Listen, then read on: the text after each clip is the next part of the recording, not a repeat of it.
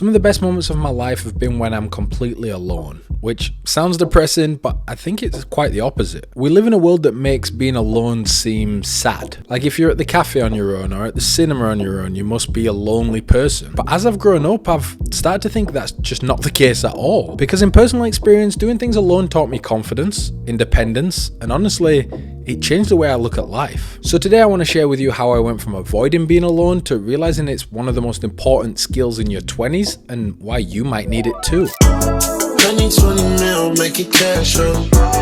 Honey need a lamb with that. Don't show me that little booty, put some pants on it. But baby, you flaky, make her dance on it. Ever since I got money, I got attitude.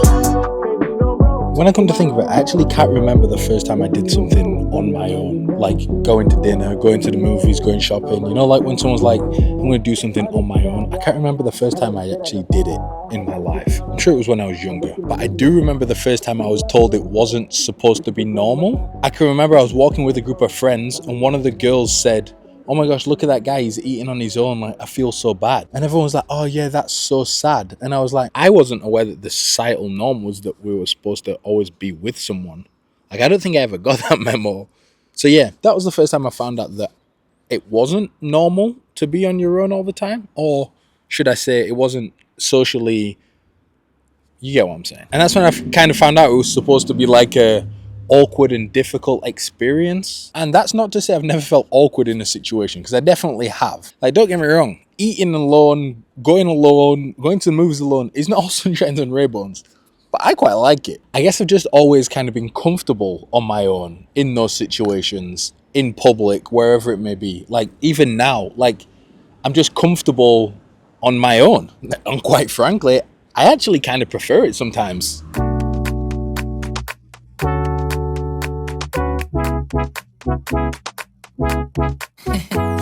I don't know, but you wanna try.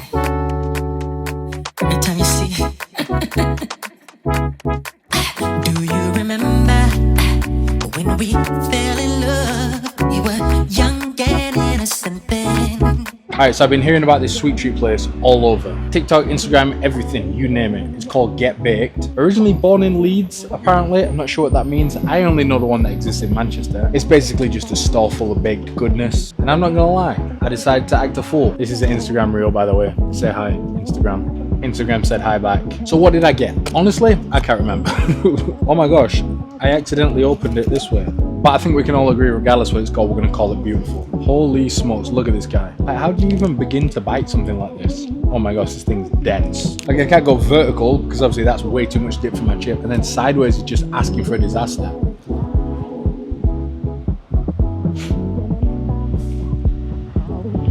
Yep, that's gonna do it. That's gonna do it every time. However, here's my issue. It is good, but at what cost? And I'm not talking financially. I'm talking about this thing is minimum 8,000 calories. So it's good, but is it 3 weeks on the Stairmaster good? I don't know about that. We'll come back to it.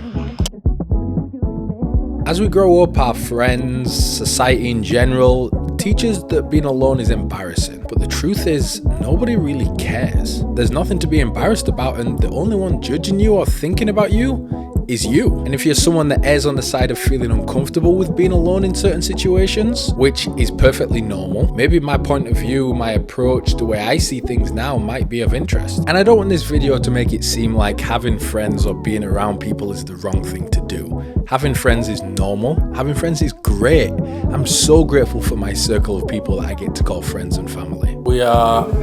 Yeah, let me start this up. This is YouTube. You guys have to say hi to YouTube. Hello everybody. Not that they need an introduction. I'm prepping. Hey Not guys. that these guys need an introduction, but this is Sophia, also known as Sophia from Sophia and Aaron. There we go. This is Aaron, also known as Aaron from Sophia and Aaron. And Aaron as well. We got matches. We all share a common interest in matcha. We do. Yeah, we do. one's which? Banana bread. That one is, yeah. And then one of them's white chocolate and one of them's Pistachio? apple butter. Are they large ones as well? They told us that they put apple juice in that. I don't know which one's which though. Which one do you want? I'll take I'm the not last bothered. one. You guys go ahead. No, you guys choose. I'll take any. You can get first pick. Go Go on, ahead. Ben. Really? She wants the banana. I know, I do. Yeah, take the what banana you bread. chose. Because then we're a gamble. Thank We're you. 50-50. Bro, I don't know which you one's get which. which one. Thank you. Thank I you have so no much. clue. Oh yeah, that's pretty even to be fair. You take your pick. Yeah, What I would don't you know which one's prefer? which. I'm not bothered. Thank you so much. It's a surprise. Cheers. These are large ones as well. My You gotta name's get these. Isley, and I brought a. Oh yeah, what have you got? I got an apple butter matcha. My name's Sophia, and I've got the banana bread matcha. I'm not doing that. I think, as with the majority of things in our generation, social media is so important, and I feel like it provides a narrative that constant company is normal. Everyone you see is going out to parties with friends, they're going on vacations with friends, they're doing things around people all the time. Everyone's surrounded. But as we know and we learn over and over again, social media isn't reality. That isn't the reality of those situations. How many times do you hear about fallouts that couples have while they looked perfectly happy on social media, or people that talk bad about people but then post pictures with them on Instagram? It's just not a true sense of reality, and it definitely shouldn't be used as something that you compare to yourself and your own situation. The difficult part is, and this is where the struggle comes from, is when you grow up, you're around friends, you're around family, you're around teammates.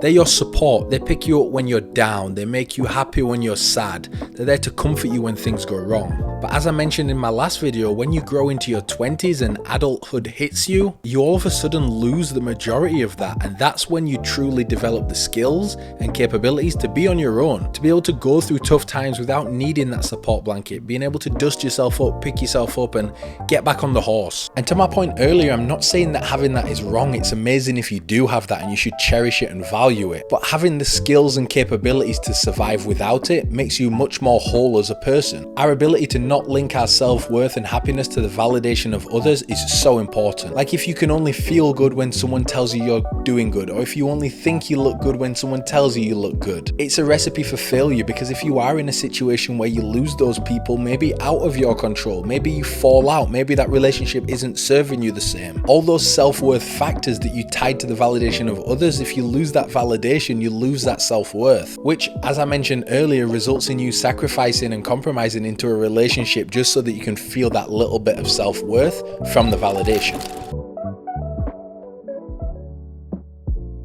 Alright, so brief intermission. If you guys haven't noticed, we've officially hit 1,000 subscribers on the page, and I just wanted to say how thankful I am for that. I know in the grand scheme of YouTube, 1,000 subscribers is nothing, but like I said on my Instagram, to me it's proof of concept. It's proof that you guys enjoy this content. It's proof that there's 1,000 people out there that are willing to support this. They like the style of the content, they appreciate the effort that goes into it.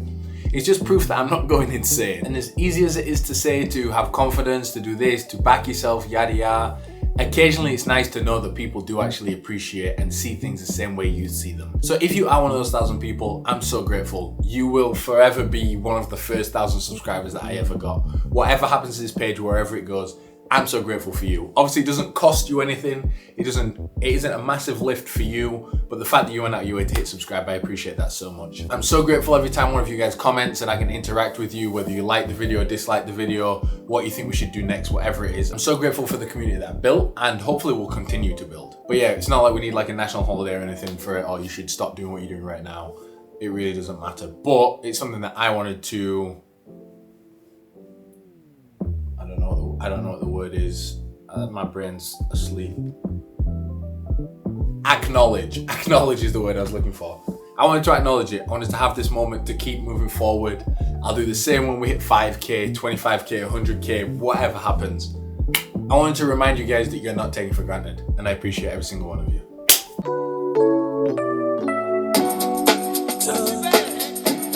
Don't play with it, don't be dishonest. Still not understanding this logic. Hey, back and I'm better. And I think one of the more misunderstood and less thought about pieces about being alone is having to be in a situation where you're facing your thoughts. And this can be scary to some people. It's the reason people are always listening to music, always on their phone, always finding a distraction to keep their mind busy so that it's not alone. And if I'm honest, it's something that I struggle with. I have to make a conscious decision to find the moments where I can face my thoughts. Because the comfort of the hustle and bustle, the noise, the TV, the people, is what keeps us occupied.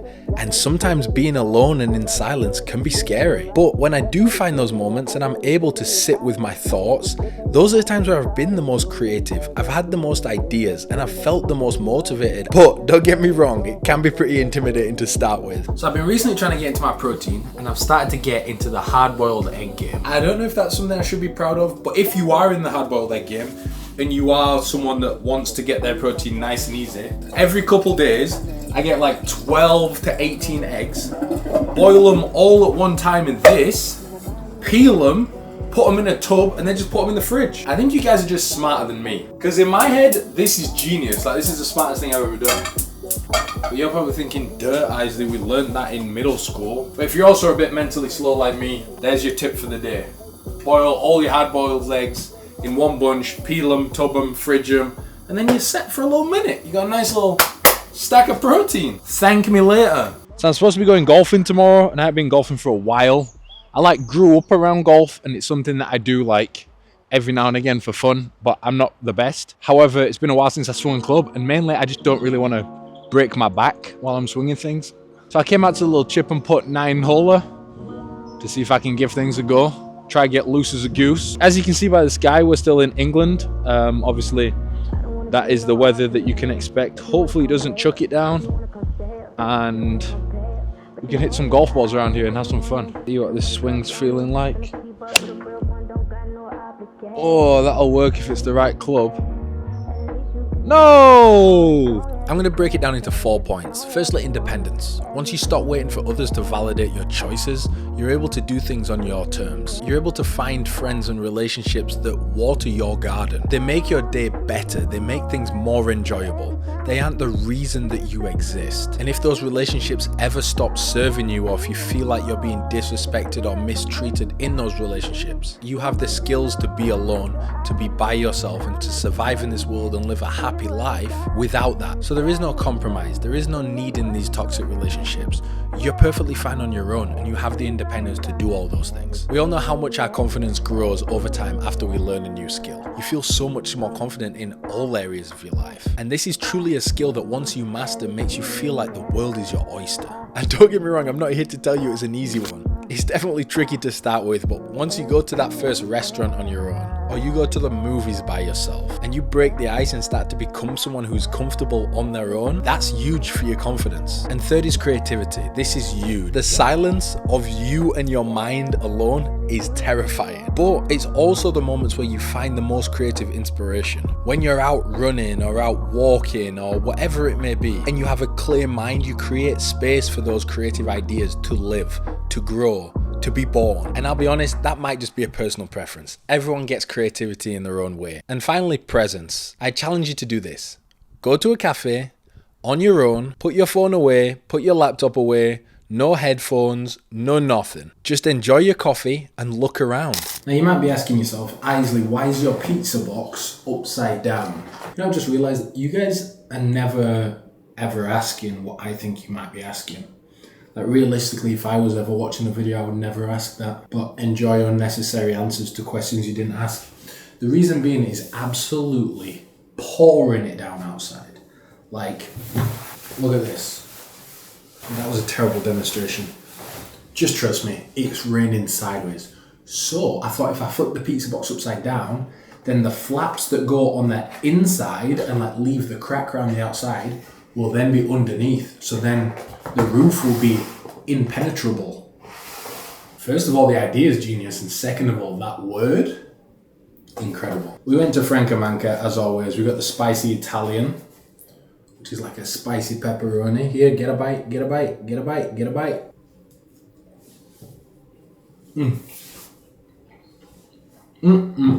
I just don't think in the history of mankind, Manca has ever missed.